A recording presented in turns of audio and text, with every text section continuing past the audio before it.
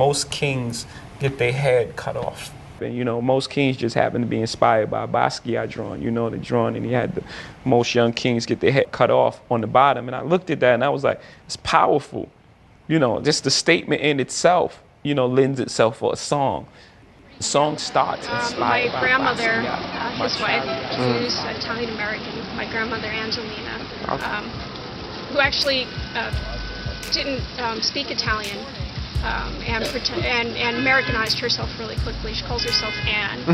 And she had identifying earrings as a kid, which was an Italian tradition, and it's still in Latina culture. You'll notice that girl children have earrings. My grandmother ripped them out because she was made fun of. There was a lot of prejudice against Irish and Italian people when they first came to New York, like every immigrant. And no, I'm not your average chick, talking a lot of shit. I'm on another level, yeah, that classy on that bougie chick. I'm video vixen sick, yeah, my booty thick, and my diamonds thick. You like it? You like it? Got it.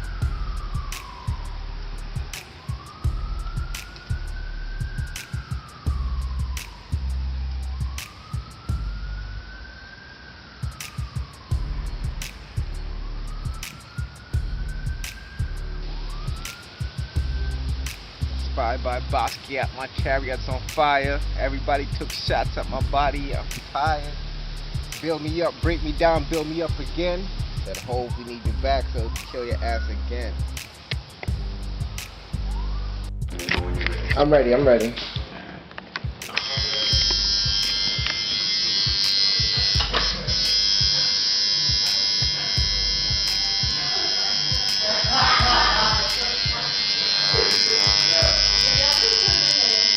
So my grandfather's name actually is Bernard Corbett, and he was called Barney when he was a kid, and he was born in Brooklyn and raised in Brooklyn, and he was more of like what you see in old movies of the Bowery Boys. This is a really old reference, but they were characters from like the 20s and 30s, black and white series of movies and TV shows where they sort of were hustlers, like the Little Rascals. My grandfather's a scrappy guy who could tap dance and sing and tell stories and do these little jigs. Really ebullient and friendly. Had a great accent. He would speak like 1, 2, 3, 4. Real old school New York accent. And he used to tell me stories about his childhood growing up in Brooklyn, how there were still farms. And he would remember like carts and horses. And, and he would talk to me about just these little details. He was the man I wrote to you about who had the father who emigrated from Ireland, who did a lot of the copper work that details the bridges and the buildings that we look at now. So he would describe taking the L, which was a fairly new thing, and it was like any travel at the time, it was a luxury. There were velvet cushions and velvet ropes and tassels, and he was a really poor kid, so that meant so much to him just to see and appreciate these details about New York City. And I think just from hearing those stories that I started to feel the same way about it too. Like, this is my town. Like, I belong here, my family helped build it, but we are also all in it together. And so then for him, he went into Con Ed, which was a steady union job. He was a child of the Depression, and that was something that for him launched our family into middle class on my mom's side, having access to a steady paycheck and health care. Those were new things, and they still, as you were talking about your mom, those still are hard things for every immigrant who comes to this country to figure out how to do. I guess I'm really thinking about that last night because I watched the Democratic National Convention. Oh, yeah? I keep hearing a lot of the politicians who are stumping for this campaign talk about this story, this same narrative arc about how they came here and how they had to hustle, as you say, to get by. And I think that's what unites us, because what is that? It's an idea. It's not any one particular, we don't have any religion or race or ethnicity. All of those things become sort of besides the point. It's just this pursuit of happiness. How do you define that? And then this work that we all do to get to that same place, that's the commonality. Nice. That's my grandfather was the kind of guy, he could sit down and talk to anybody about anything and find something about it. It's all natural. And just be like on like a blank canvas, just a blank wall, and I could be like the portrait, so like a human portrait. So you're saying like blend in with it, like in a way, so like you'd like say... Like even if it's like a blank wall, I just want to be like the portrait, like be like a actual human image of a portrait, but it's to be on my body. So I could see that, I could see that. Something different. I don't want to do too much of what everybody else is doing right now. Young Hov in the house is so necessary. Green Lantern house is so necessary. Why you fronting on me? Is that necessary? You know you become a star because you're the biggest target out there, right? When everyone's on the court, they're coming for you. When the opposing player walk into the arena, they're thinking about upstaging you. You're like a trophy to them. They're thinking, if I'm better than this guy, the spotlight turns on me.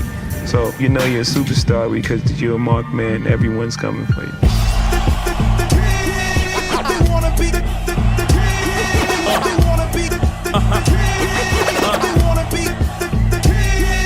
Inspired by Basquiat, my chariots of fire. Everybody took shots, hit my body up tired. Build me up, break me down, build me up again. They like, oh, we need you back so we can kill your ass again. Hov got flow, though he's no big and pop, but he's close. How I'm posting when they got me fighting ghosts. Most kings get their heads cut with the same sword they knight you, they gon' good night you with. Shit, it's only half if they like you. They ain't even half what they might do. Don't believe me, ask Michael. See Martin, see Malcolm, see Biggie, see Pop, see success in its outcome. See Jesus, see Judas, see Caesar, see Brutus, see success is like suicide. Suicide is a suicide. When you succeed, prepare to be crucified. Media medals, niggas sue you, you settle. Every step you take, they remind you ghetto. So it's tough being Bobby Brown. To be Bobby then, you gotta be Bobby now. Now the question is to have had and lost better than not having it all? Because dog, most kings get their heads cut. Keep on climbing till you reach the top. Keep on coming if they're ready enough. Most kings get their heads cut.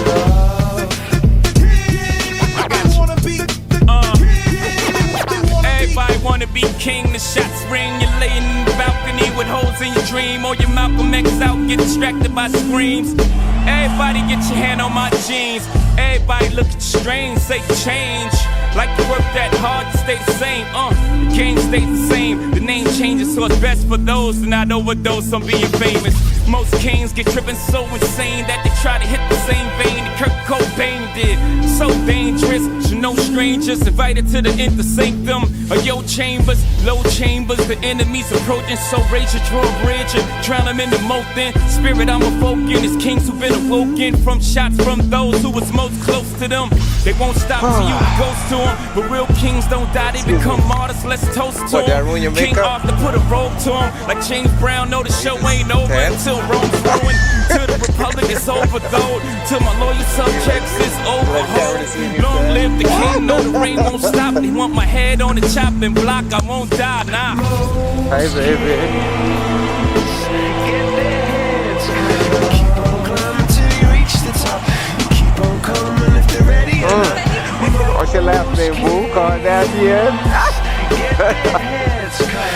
Keep on coming if they're ready enough. Long live the king, know the rain won't stop. Long live Guys, I get posing for a camera. most kings get their heads cut. Keep on climbing till you reach the top. Museum we're going to. Art museum? We're going to the MoMA. The MoMA. Modern Museum of Modern Art. I think that's what it's called. Museum of Modern Art. Look at you. Do you know how to get there? I got the instructions on my paper here. Hold on a second. Go in between the pages. There's like a paper in there.